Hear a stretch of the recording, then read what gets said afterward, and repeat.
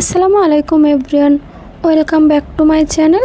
এখানে কুকিংয়ের আরও একটি নতুন পর্ব দেখার জন্য আপনাদের সবাইকে ওয়েলকাম জানাচ্ছি।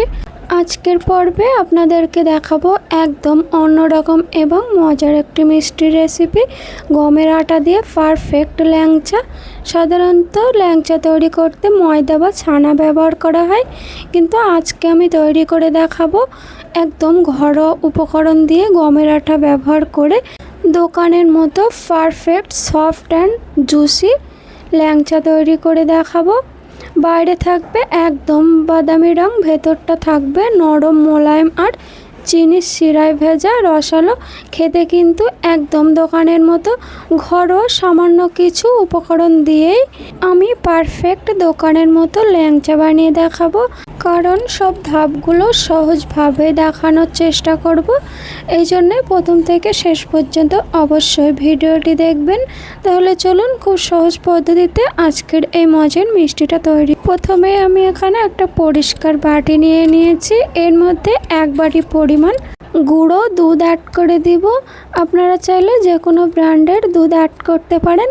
এরপরে ওই বাটিতে মেপে গমের আটা নিয়ে নিব।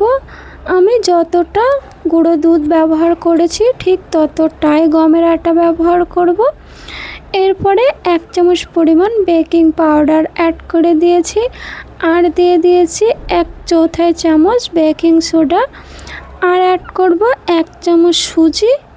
ওই চামচেই কিন্তু আমি এখানে 1 চামচ পরিমাণ সুজি অ্যাড করে দিয়েছি, আর দিয়ে দিব ওই চামচেই 4 চামচ পরিমাণ দেশি ঘি। আমি এখানে 4 চামচ পরিমাণ দেশি ঘি অ্যাড করেছি, আর অ্যাড করব 1.5 চামচ পরিমাণ কর্নফ্লাওয়ার। এটা কিন্তু অত্যন্ত জরুরি, কর্নফ্লাওয়ারটা আমাকে ব্যবহার করতে হবে। এরপরে সব উপকরণগুলো খুব সুন্দর করে মেখে নিব। 2 থেকে 3 মিনিট সব উপকরণগুলো সুন্দর করে মাখিয়ে নিব, যেন হাতে একটা দোলায় পরিণত হয়। ততক্ষণ পর্যন্ত আমি মাখাতে থাকবো। সব উপকরণগুলো খুব ভালোভাবে মেখে নিয়েছি। আপনারাই বুঝতে পারছেন, হাতে মুঠি মারলে কিন্তু একটা দোলায় পরিণত হচ্ছে, মানে আমাদের সব উপকরণগুলো মাখানো একদম রেডি। এবার একটা বড় এলাচ নিয়ে নিব। মিষ্টির দোকানে কিন্তু এই এলাচটাই ব্যবহার করা হয়। এর দানাগুলো ছাড়িয়ে আমি অ্যাড করে দিব। এরপরে সামান্য উষ্ণ গরম দুধ নিয়ে নিব। ডোটা মাখার সময় অল্প অল্প উষ্ণ গরম দুধ দিয়ে নরম মিশ্রণ একটা ডো তৈরি করব। ডোটা যেন খুব শক্ত না হয়, আবার অতিরিক্ত নরমও না হয়। হাতের তালু দিয়ে ভালোভাবে মেখে নিলে ডোটা অনেক বেশি স্মুথ হয়। 2 থেকে 3 মিনিট খুব ভালোভাবে উষ্ণ গরম দুধ দিয়ে অল্প অল্প করে সুন্দর করে একটা পারফেক্ট ডো তৈরি করে নিব। এবার এটাকে ঢাকা দিয়ে রেখে দিব 10 মিনিটের জন্য, যেন খুব ভালোভাবে সেট হয়ে যায়। এবার আমি একটা হাঁড়ি নিয়ে নিব। এর মধ্যে পরিমাণ মতো পানি অ্যাড করে একটা পারফেক্ট শিরা বানিয়ে নিব। ওই বাটিতে মেপে 1.5 বাটি পরিমাণ চিনি নিয়ে নিব, আর নিয়ে নিব 2টা এলাচ, আর অ্যাড করে দিব সামান্য চুটকি ভর কেশর। এতে করে ফ্লেভারটা অনেক সুন্দর আসে, কালারটাও অনেক সুন্দর আসে। এবার এটাকে উগাল আসা পর্যন্ত অপেক্ষা করব। খুব সুন্দর করে জ্বালিয়ে একটা পারফেক্ট শিরা বানিয়ে নিব। চিনিটা খুব ভালোভাবে নেড়েচেড়ে একটা পারফেক্ট শিরা বানিয়ে নিব। শিরাটা কিন্তু খুব বেশি ঘন করব না, ব্যাস সামান্য উগাল এসে গেলেই আর চিনিটা আমার পারফেক্ট গলে গেলে শিরাটা আমার একদম রেডি হয়ে যাবে। দেখুন খুব ভালোভাবে উগাল এসে গেছে। এবার আমি গ্যাসের ফ্লেমটা বন্ধ করে সাইডে রেখে দিব। এবার আমি ডোটা দেখে নিব। ডোটা কিন্তু আমার একদম রেডি হয়ে গেছে। হাতের তালুতে সামান্য একটু ঘি নিয়ে খুব ভালোভাবে আমি মেখে নিব।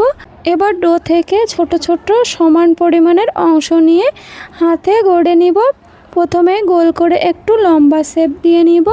খুব ভালোভাবে প্রথমে আমি হাতের তালুতে মেখে নিব, যেন এদিকে খেয়াল রাখতে হবে গায়ে যেন কোনো ফাটা বা ক্রাশ দাগ না থাকে। এরকমভাবে একটু সামান্য লম্বা টাইপের শেপ দিয়ে নিব।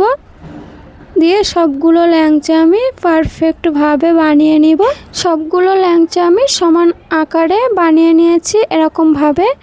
এবার একটা কড়াইতে তেল দিয়ে সামান্য একটু গরম করে একটা একটা করে সবগুলো ল্যাংচা আমি অ্যাড করে দিব। দিয়ে একদম স্লো আঁচে কিন্তু এটাকে ভাজতে হবে ধৈর্য ধরে, একদম মাঝারি আছে এটাকে ধৈর্য ধরে ভাজতে হবে, তাহলে ভিতরটা অনেকটা ফুলে যাবে এবং স্পঞ্জি হয়ে উঠবে। এজন্যে ধীরে ধীরে খুব সুন্দর করে ভাজতে থাকবো। ধৈর্য ধরে মাঝারি আঁচে ভাজাটাই হলো পারফেক্ট ল্যাংচার আসল রহস্য।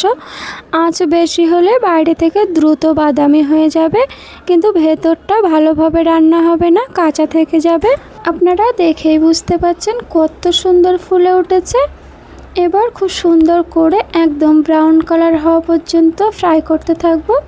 দেখুন কত সুন্দর ধীরে ধীরে কালার এসে গেছে। ঠিক এরকমটাই চাটছিলাম, আর একটু 1 থেকে 2 মিনিট ফ্রাই করব। বাস ল্যাংচাটা আমার একদম পারফেক্টলি ফ্রাই হয়ে গেছে। এবার আমি একটা একটা করে উঠিয়ে নিব। সবগুলো ল্যাংচা আমি একটা একটা করে উঠিয়ে নিব। সবগুলো ল্যাংচা একটা একটা করে উঠিয়ে নিয়েছি। আপনারাই দেখুন কত সুন্দর হয়েছে, কালারটা দেখে বুঝতে পারছেন। এবার আমি আগে থেকে যে শিরাটা বানিয়ে রেখেছিলাম সবগুলো আমি এর মধ্যে অ্যাড করে দিব। এবার আমি এগুলোকে একদম হাই ফ্লেমে 5 মিনিট মতো কুক করে নিব। এতে করে ল্যাংচার ভিতর পর্যন্ত রস ভরতে সাহায্য করবে আর অনেকটা স্পঞ্জি হয়ে উঠবে ভিতর থেকে। এই জন্যে খুব সুন্দর করে আমি 5 মিনিট পর্যন্ত কুক করে নিব হাই ফ্লেমে। এবার আমি এটাকে ঢাকা দিয়ে রেখে দিব।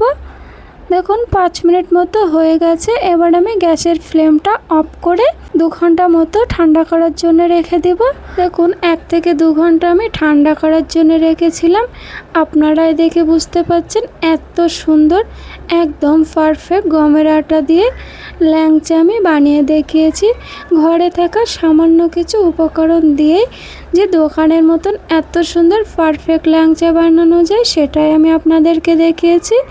এবার আমি একটা কেটে দেখাবো কতটা জুসি অ্যান্ড কতটা সফট হয়েছে ভিতর থেকে। আপনারা দেখেই বুঝতে পারছেন এটা কিন্তু খেতে একদম পারফেক্ট দোকানের মতো। বাড়িতে অবশ্যই আমার মতো করে একবারে হলেও বানিয়ে দেখবেন। আর কেমন হয়েছে অবশ্যই কমেন্টে জানাবেন। যদি ভিডিওটি ভালো লেগে থাকে তাহলে প্রিয়জন ও বন্ধুদেরকে শেয়ার করতে ভুলবেন না। আর এখনও পর্যন্ত যদি আমার চ্যানেলটি সাবস্ক্রাইব না করে থাকেন তাহলে অবশ্যই পাশে থাকা বেল আইকনটি অন করে রাখুন। দেখুন কত সুন্দর জুসি, ভিতর থেকে রসে ভরা, টকবক করছে। এরকমভাবে আপনারা অবশ্যই একবার হলেও বাড়িতে বানিয়ে দেখবেন। তো বন্ধুরা, আজকের এই গমের আটা দিয়ে এত সুন্দর একটা নরম জুসি অ্যান্ড মোলায়েম তুলতুলে ল্যাংচার রেসিপিটা আপনাদের কেমন লেগেছে? যদি ভালো লাগে তাহলে লাইক দিতে কিন্তু ভুলবেন না। আজ এই পর্যন্তই। সবাই ভালো থাকবেন, সুস্থ থাকবেন। আবারও দেখা হবে নতুন কোনো মজার সুন্দর একটা রেসিপির সঙ্গে। ভিডিওটি শেষ পর্যন্ত দেখার জন্য অনেক ধন্যবাদ সবাইকে।